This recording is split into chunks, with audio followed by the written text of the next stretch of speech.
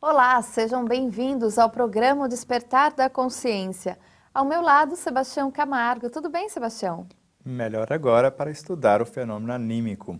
E a você, telespectador da TV Mundo Maior, da TVC de Três Lagoas, as afiliadas de Três Corações e Ouro Fino e as demais que nos ajudam nessa propagação das ideias do Cristo à luz do ensino universal dos Espíritos, some-se a nós com as suas vibrações amorosas para que compreendamos melhor essas verdades universais.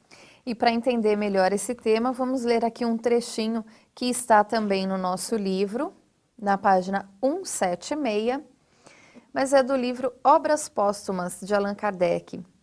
O trecho diz o seguinte: cumpre também dizer que a miúde se atribuem aos espíritos maldades de que eles são inocentes. Alguns estados doentios e certas aberrações que se lançam à conta de uma causa oculta derivam do espírito do próprio indivíduo. As contrariedades que, de ordinário, cada um concentra em si mesmo, principalmente os desgostos amorosos, dão lugar com frequência a atos excêntricos, que, fora errôneos, consideram-se fruto da obsessão. O homem, não raramente, é o obsessor de si mesmo.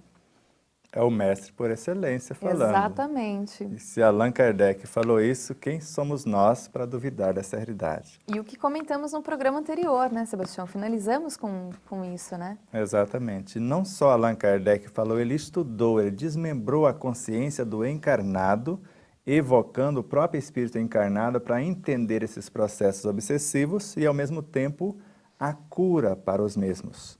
Por isso que ele chegou à conclusão que nós citamos no programa passado, que os únicos meios, segundo as suas pesquisas, e a problemática no tratamento, a problemática sendo tratada, né, na vida diária, ali enfrentando a situação vigente, que era a pessoa conhecer o que estava acontecendo, que era o conhecimento de causa, e a sua transformação moral, ou a prece fervorosa e os esforços diários para se melhorar.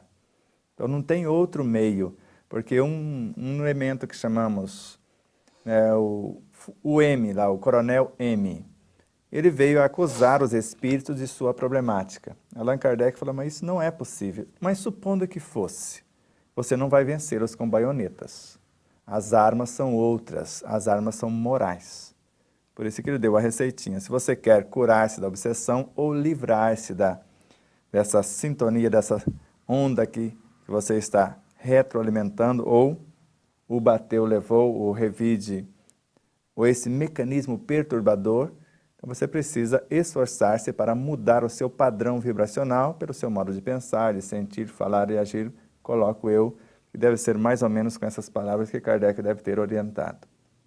Então não vemos outro meio, porque se eu não tenho as matrizes e alguém me persegue de forma ferrenha e entra no meu cenário e faz o que quer, eu não acreditaria pessoalmente mais em Deus. Aí não haveria justiça, porque eu me esforço para permanecer em harmonia. E mesmo assim, eu sou assaltado a qualquer momento, em qualquer lugar. Então, quando Allan Kardec pergunta na questão 459 do Livro dos Espíritos, os espíritos influem em nosso pensamento? Sim. Na maioria das vezes são eles que vos dirigem.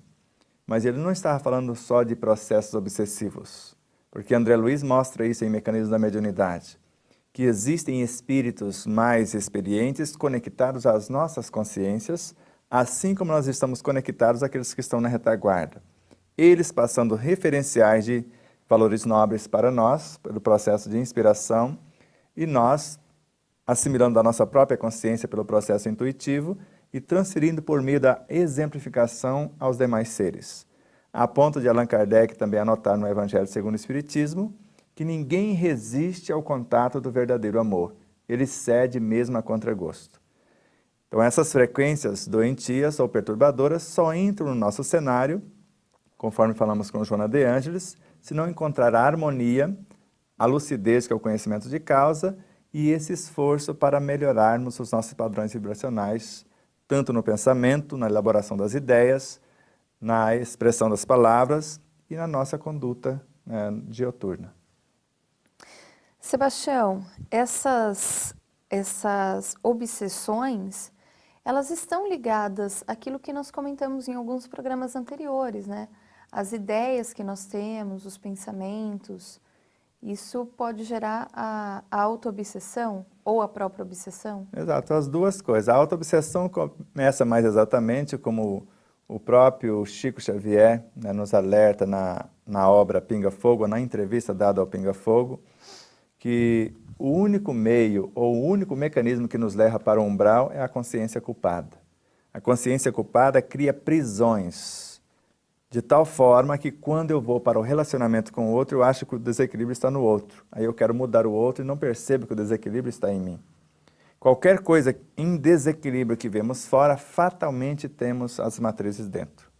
Qualquer coisa que vemos em desarmonia fora, que nós nos esforçamos para exemplificar a harmonia em nosso comportamento, sem julgar, sem condenar, aí nós já estamos quites com a nossa consciência.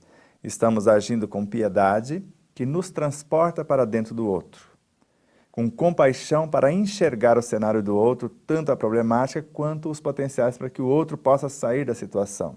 Porque não sou eu que vou curá-lo, é ele que vai curar-se, tanto das enfermidades que nós chamamos obsessivas, da parasitose espiritual, quanto das enfermidades físicas, psíquicas, emocionais, de uma forma geral. E, ao mesmo tempo, eu vou colocar à disposição da pessoa ou do ser que está com a problemática todos os meios, porque isso é amor que liberta, para que ele possa, por si mesmo, exercitar os seus potenciais. Porque se eu orar pelo outro, eu vou receber os benefícios da mente divina, segundo Joana de Ângeles. O outro vai receber estímulos, inspirações. Se eu amar o outro, ele vai receber os estímulos, os convites para mudar-se, para melhorar moralmente. Eu já estou mudando. Enquanto eu recebo amor, eu recebo apenas estímulos. Quando eu começo a amar, eu me liberto. Tem um outro trecho que diz assim, também da página 176. Essas entidades parciais, integrantes da personalidade do indivíduo em trânsito, da animalidade para a angelitude, carecem ser amparadas e orientadas com segurança e bondade, de forma a se beneficiarem de informações enobrecedoras que lhes possibilitarão superar esses estados perturbadores. É onde Joana de Ângeles, mais uma vez, essa terapeuta, seguidora do Cristo, e uma terapeuta incomparável, em relação a essa problemática em si, ela é uma especialista nessa situação, ela narra que não existe nada de promíscuo ou inferior dentro de nós. Então, não há nada de promíscuo nem inferior dentro de nós. Mas as nossas criações, tanto na área do pensamento, das ideias, das emoções, dos sentimentos, que precisa ser orientado, reorganizado, redirecionado. Então, eu preciso envolver em vibrações amorosas as imperfeições morais, que são as matrizes, a mágoa, o ressentimento, o melindre, em várias situações semelhantes. E não só as imperfeições morais, envolver os órgãos com perturbações enfermiças, porque um órgão pode estar sendo assediado por força também do meio externo e assim sucessivamente. Ou as células, as forças mantenedoras, tanto do perispírito quanto do corpo físico também. Mas podemos esclarecer isso melhor no próximo bloco. Mas esse autoconhecimento, ele é fundamental para a gente amparar, né, esses estados inferiores, digamos assim. Por isso nós temos as 3 ferramentas no ensino universal dos espíritos. A filosofia para buscar esse conhecimento, a ciência para compreendê-lo e chegarmos ao estado de discernimento, e a moral para estabelecer o nosso comportamento.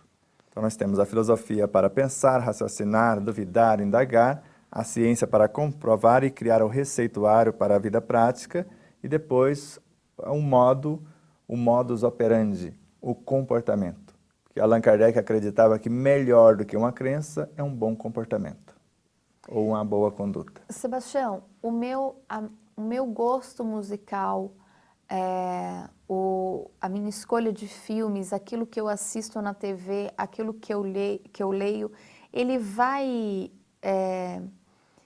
partir para o lado, ele pode causar um estado perturbador ou não? Isso não tem nada a ver. Isso causa fantasticamente, até porque tem música que já nascera de um processo obsessivo, tanto de auto-obsessão, de uma perturbação interna, e eu desejo perturbar o meio externo, e outras que já nascem em parceria com eu atraindo outras sequências, assim como filmes de variadas frequências. Então, segundo André Luiz, em Mecanismos da Mediunidade, o que vejo, o que leio, o que assisto, pode ser já onde eu fixar a minha ideia, já pode ser um mecanismo de indução para esse processo obsessivo, se deprimente. Se harmonioso, já é um processo de autocura. Nós comentamos em um dos programas anteriores que a questão do humor, né, do humor atual. Se por acaso eu me divertir com algumas piadas, ainda que eu não concorde, mas tá bom, dei risada, é engraçado. Ou assistir a um stand-up que tem alguma coisa perturbadora, eu vou implantar em mim um estado perturbador? A partir do momento que você fixa a sua ideia, você já tornou-se vinculado à situação. Nem de brincadeira comente aquilo que você não quer que aconteça. E quando você vê, você estabelece um vínculo. Se viu, gostou, você já estabeleceu um padrão vibracional e já está alimentando daquela situação. E quando você propaga a ideia, você já é um elemento multiplicador. A gente pode esclarecer isso melhor, né, na sequência. Tá bom. Antes disso, Sebastião, para quem quiser comprar o nosso livro... O site é o despertardaconsciência.com.br ou sebastiãocamargo.com.br ou dos nossos parceiros em todo o Brasil, os grandes distribuidores, as livrarias, fale com seu livreiro. Ou se quiser, além do livro, adquirir as canecas, as camisetas, você pode ligar para a 0 Operadora 11 24 558138 aqui em São Paulo. Ou somente para os livros, 0 Operadora 34 3671 2237 e falar com Jussara, em Minas Gerais, que é a responsável pelo site. Enquanto isso, a gente vai usar a nossa caneca, tomar um golinho de café, mas a gente volta daqui a pouco, não sai daí.